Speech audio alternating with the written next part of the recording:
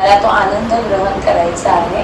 त्यामुळे माझे सगळे शरीरातले जेवढे मानसिक, शारीरिक, आर्थिक त्रास आहे, काय सांगितलं स्वामींना भेटायला येताना आपले त्रास घेऊन यायचे आहे.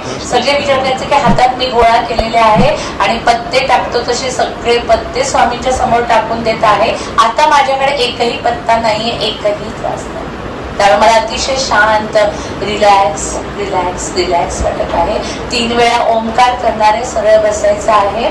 4 वेळा श्वास, 4 म्हणेपर्यंत श्वास घ्यायचा आहे, 8 म्हणेपर्यंत श्वास रोखून घ्यायचा आणि 2 म्हणेपर्यंत सोडायचा आहे. पण तुम्ही अंक नाही मोजायचे, तुम्ही श्री स्वामी समर्थ, श्री स्वामी समर्थ म्हणायचे.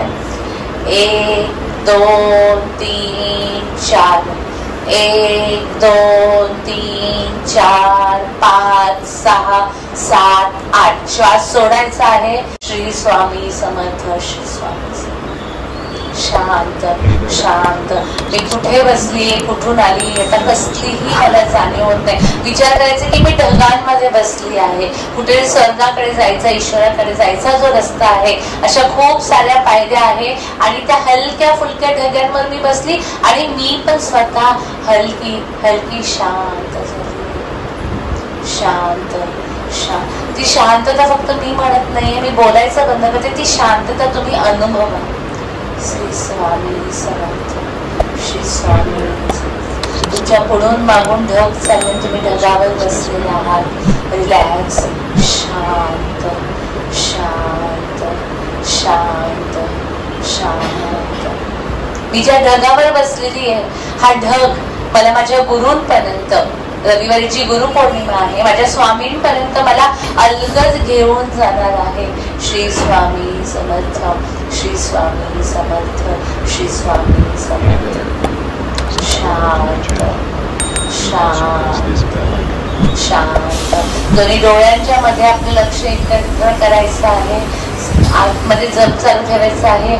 श्री स्वामी समर्थ, श्री स्वामी समर्थ, श्री स्वामी समर्थ, श्री स्वामी समर्थ.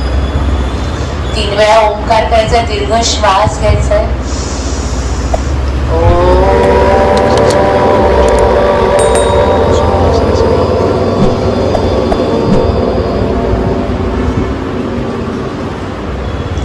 पुन्हा श्वास घ्यायचा.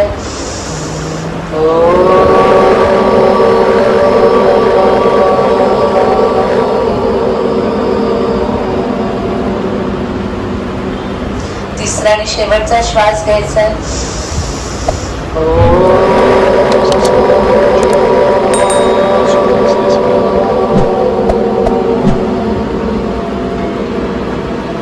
नमस्कार करायचा स्वामींच्या चरणात. अवधूत चिंतन श्री गुरुदेव दत्त, श्री स्वामी समर्थ महाराज की जय. नमस्कार करायचा. दोन्ही हात एकमेकावर घासायचे आहे आणि डोळे उघडायचे.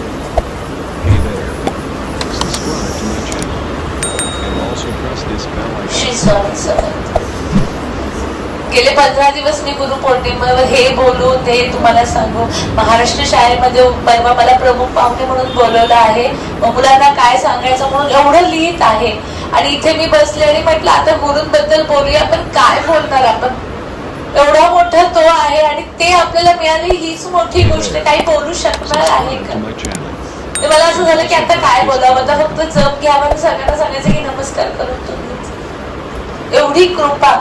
स्वामी जे आहेत ना ते साक्षात दत्त अवतार, म्हणजे बाकीचे जे संत आहेत ते अंश अवतार आहे.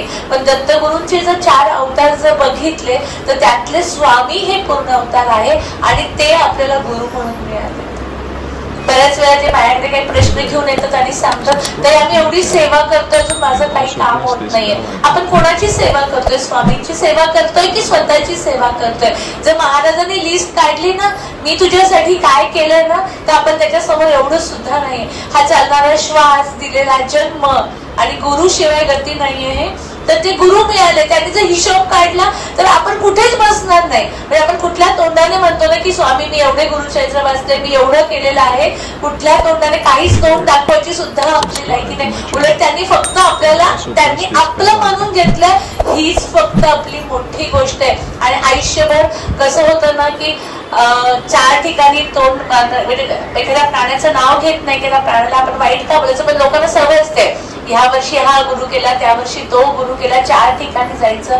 पण तुम्हाला एक सांगते की एक गाठ बांधून घ्या की तुम्ही स्वामींच्या मार्गात आला आहात, स्वामींना गुरु केलाय, आता कुठेही जाऊ नका.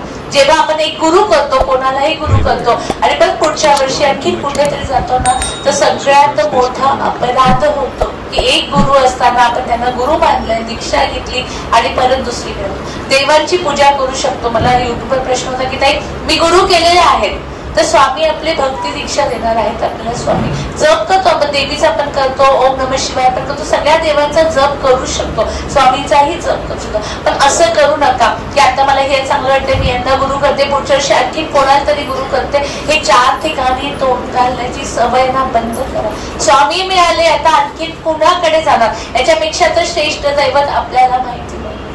मागच्या वेळेस पण सांगितलं होतं की गुरु, आपण हिंदू धर्मात जन्माला आलो आहोत आणि फक्त हिंदू धर्मातच ही कॉन्सेप्ट आहे की गुरु करायचा आणि गुरु केल्याशिवाय गती नाहीये. एक तर मनुष्य जन्म हा खरोखर 84 कोटी योनीतनं जेव्हा, म्हणजे किडा, मुंगी, उंदीर, मांजर, कुत्रा असं फिरावं लागतं, मग मनुष्य जन्म मिळतो. त्यात आपल्याला बुद्धी झाली. तुम्ही आजूबाजूचे नातेवाईक बघा, अर्धे लोकांना तर देवच माहिती नाहीये, गुरु माहिती नाहीये. तुम्हीच सगळ्या नातेवाईकामध्ये एखादं असाल की जे देवाचं करायला लागलेले आहात, तुम्ही गुरु केलेले आहात आणि ह्या जन्मातच मोक्षाला जायचंय. त्यांना मनुष्य जन्म मिळाला पण त्यांनी अजून देवपूजा सुरू केली नाही, त्यांनी अजून गुरु केलेले नाहीये. परत 84 लक्ष योनीत फिरणार. मनुष्य प्राण्यालाच बुद्धी दिलेली आहे आणि आपल्याला ह्या जन्मात बुद्धी झालीये आणि स्वामी दत्त गुरु, त्याच्या नावातच गुरु तत्व आहे, ते आपल्याला गुरु म्हणून लाभलंय. त्यामुळे गाठ बांधून घ्या की आता मी कुठेच जाणार नाही. कुठे जा, प्रत्येक देवाला नमस्कार करा, पण आता आपण स्वामींना गुरु मानलेला आहे. त्यामुळे कुणालाही माना, मी म्हणत नाही की स्वामींनाच गुरु माना, कुणालाही माना, पण गुरु करायल्यानंतर एकनिष्ठ. नवरा एक स्त्री असते. आपल्या हिंदू धर्मात पती लग्न झाल्यावर ती किती माणसांशी लग्न करतात? चांगली चारित्र्यवान स्त्री असेल तर एका माणसाशी लग्न. काही कंडिशन झाल्या, काही परिस्थिती असेल ते आपण काय म्हणतो एकनिष्ठपणा. तर गुरुच्या जागी त्याच्यापेक्षाही जास्त एकनिष्ठपणा पाहिजे. एकदा एक धरलं ना तर 4 ठिकाणी तोंड घालायचं नाही.